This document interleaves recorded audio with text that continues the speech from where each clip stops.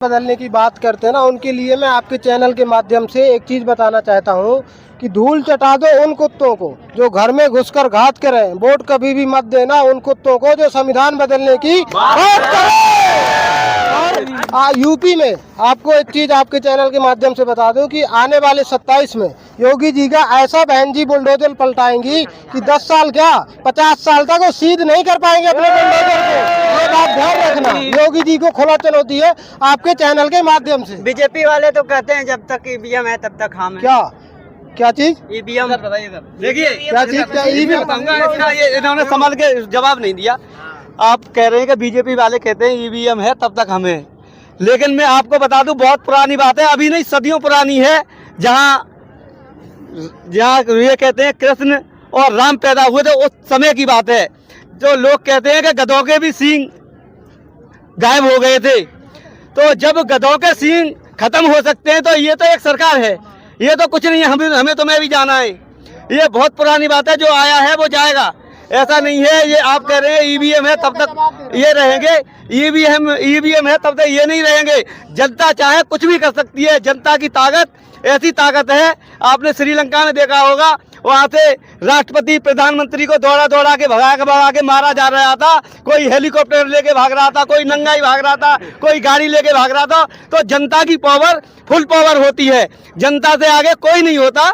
जब जनता जिसको सपोर्ट करेगी उसको स्वीकार करना पड़ेगा। जनता देखिए पत्रकार महोदय, आपने ईवीएम वाली बात कही, तो मैं आपको बता दूं कि जिस दिन ईवीएम हट गई और बैलेट पेपर से चुनाव होगा उस दिन कमल तो कमल पूरा तालाब सूख जाएगा यूपी में।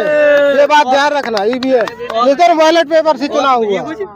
मेरा और सवाल है सर कि जिस प्रकार से जी बीजेपी के शासनकाल में दलितों के ऊपर अत्याचार हो रहे हैं, पर बीजेपी सरकार बताते है कि हम दलितों के हितैषी हैं। देखिए, जब कोई मारने वाला, जब कोई हमें मार रहा हो और पीछे से वो अपना एक आदमी हमारे पास भेज दे सिफारिश के लिए और हमारे 2-4 हजार रुपए और थाने में लगवा दे, तो हम कहेंगे ये हमारा हितैषी है, इसने हमें छुड़ाया है और हम रुपए को भूल जाएंगे।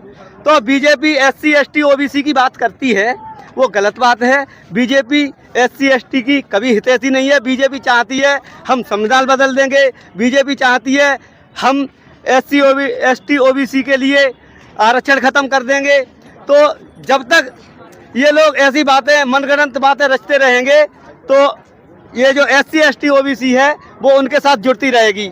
जब उनको मालूम पड़ जाएगा कि हमारा हक और अधिकार छीना जा रहा है, हम गड्ढे में जा रहे हैं, तो वो स्वयं अपनी ताकत को इस्तेमाल करेंगे। और 2027 में जिस तरह से 2007 में माननीय बहन जी की पूर्ण बहुमत से सरकार बनेगी, उसी तरह 2027 में भी माननीय बहन जी की पूर्ण बहुमत की सरकार बनेगी और उत्तर प्रदेश की मुखिया बनेगी 5वीं बार।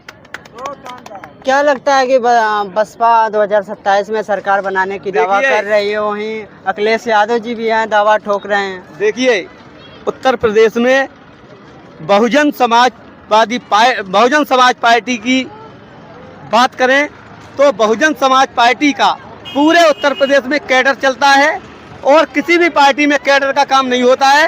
केवल बहुजन समाज पार्टी ही ऐसी है जो कैडर का काम करती है और अपने सेक्टर स्तर के कार्यकर्ता को लेकर के जिला अध्यक्ष, प्रदेश अध्यक्ष, मंडल अध्यक्ष कार्यकर्ता बनाती है और मजबूती से कार्यकर्ता पैदा करती है सेक्टर अध्यक्ष से लेकर के। और दूसरी बात, जब उत्तर प्रदेश में चुनाव आएंगे तो माननीय बहन जी इस बार जो टिकट देंगी कार्यकर्ताओं को, वो ऐसे कार्यकर्ताओं को टिकट देंगी जो जनता की सेवा करता हो, जनता के बीच में रहा हो, जनता के हित की बात करता हो। तो क्यों ना क्यों इस प्रदेश में पुनः 2027 में बहुजन समाज पार्टी का झंडा दोबारा से लहराएगा और माननीय बहन जी इस प्रदेश की पुनः मुखिया बनेगी। सर मेरा एक और सवाल है कि जो 9 अक्टूबर की रैली थी जी, जिसमें लाखों के लाखों भीड़ थी, अगर आज बहन कुमारी मायावती जी अगर इस जगह दलित पेड़ा स्थल पे होती तो आज इसका नज़ारा क्या होता? देखिए, आज यहाँ माननीय बहन जी नहीं है, लेकिन माननीय बहन जी के भतीजे आकाश आनंद जी आए थे। तो हमने देखा, हम अलीगढ़ से चल कर के आ रहे हैं, हमने देखा अलीगढ़ से लेके सिकंदराबाद, बुलंदशहर, तमाम जगह रोडों पर जाम लगे हुए हैं और पूरा नोएडा नीला हो गया है और नोएडा में जगह जगह जाम लगा हुआ है, निकलने के लिए जगह नहीं है। तो ऐसा नहीं है, अगर माननीय बहन जी होती तो यहाँ का प्रशासन माननीय बहन जी के लिए संभालने में नाकामयाब रहता है, इसलिए नहीं माननीय बहन जी नहीं आई। माननीय बहन जी आती तो प्रशासन यहाँ पर नाकामी रह जाता, फेल हो जाता। इसलिए माननीय बहन जी की पार्टी जो है प्रशासन में रह के कार्य करती है, प्रशासन की पार्टी है। माननीय बहन जी नहीं चाहती किसी को परेशानी हो, दिक्कत हो, इसलिए माननीय बहन जी की पार्टी, माननीय बहन जी यहाँ नहीं आई। और यहाँ भी लाख हजारों की नहीं, कई लाख की तादाद में लोग युवा साथी जुड़े हुए हैं माननीय आकाश जी के साथ। जिस प्रकार से लोग पार्टियां हैं जो धर्म की राजनीति करती हैं, क्या बसपा को उस प्रकार से राजनीति करना चाहिए? देखिए, माननीय बहन जी की जो पार्टी है वो धर्म की राजनीति नहीं करती है। माननीय बहन जी की पार्टी जो है कार्यकर्ताओं की बात करती है, कार्यकर्ताओं के साथ जुड़ती है। और माननीय बहन जी SC ST OBC की बात करती है, गरीब अति पिछड़े दलितों की बात करती है। देखिए, धर्म की बात है, मैं बता दूंगा आपको, अगर माननीय बहन जी या माननीय मोदी जी 10-20 मंदिर 50 मंदिर और बनवा दें और उनमें पुजारी बैठा दें तो मंदिर में पुजारी पैदा हो सकता है, मंदिर में शिक्षा पैदा नहीं हो सकती, मंदिर में रोजगार पैदा नहीं हो सकता, मंदिर में इंजीनियर पैदा नहीं हो सकता, मंदिर में डॉक्टर पैदा नहीं हो सकते। और देखिए, जब पत्रकार महोदय आपको बुखार आएगा तो आप मेडिसिन लेंगे, आप दवा लेंगे तभी सही होंगे। ऐसा नहीं है कि आप भगवान का भजन कर लें और आप सही हो जाएं। जब आपके घर में किसी की डिलीवरी होगी तो अस्पताल जाना पड़ेगा, ऐसा नहीं मंदिर में हाथ जोड़ के डिलीवरी हो जाए, ऐसा भी नहीं है। तो श्रद्धा अपनी जगह है और जो कार्यकर्ताओं का काम है, जो समाज का काम है, वो अपनी जगह है।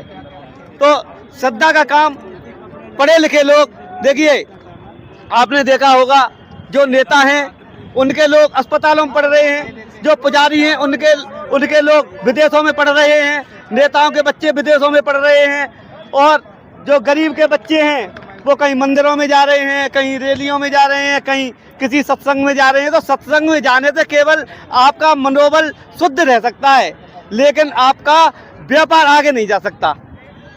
तो बहुजन समाज के युवाओं को आप क्या संदेश देना चाहते हैं जो नशे की लत उनमें काफ़ी है? देखिए, बहुजन समाज के कार्यकर्ताओं से मैं कहना चाहूँगा, देखिए अगर ज़्यादा नहीं तो थोड़ा थोड़ा, जैसे कहीं भी SC के कार्यकर्ता हैं उन पर अत्याचार हो रहा है और वो पीटे जा रहे हैं, तो हमें चाहिए कि उनकी मदद करनी चाहिए। और अगर जो अधिकारी नहीं सुनता है तो अधिकारी के ऊपर हम इतना दबाव बना देंगे, उसके लिए राजी मजबूरी से सुनना पड़ेगा। हमारी बात को क्यों नहीं सुनना पड़ेगा? आखिरकार हम भी इस प्रदेश के 4 बार मुखिया रहे हैं। हमारी माननीय बहन जी तो 4 बार की मुखिया रही हैं, तो माननीय बहन जी की कोई कम पावर नहीं है। माननीय बहन जी की उत्तर प्रदेश के साथ साथ पूरे भारत में तीसरे नंबर की पार्टी रही है, नेशनल पार्टी रही है। माननीय बहन जी की जो पार्टी है पूरे भारत में तीसरे नंबर की पार्टी है और आज भी पार्टी का जनाधार पूरे देश में है। और अभी जो बिहार का चुनाव हुआ है वहाँ भी हमारे यादव जी विधायक बन के सामने आए हैं।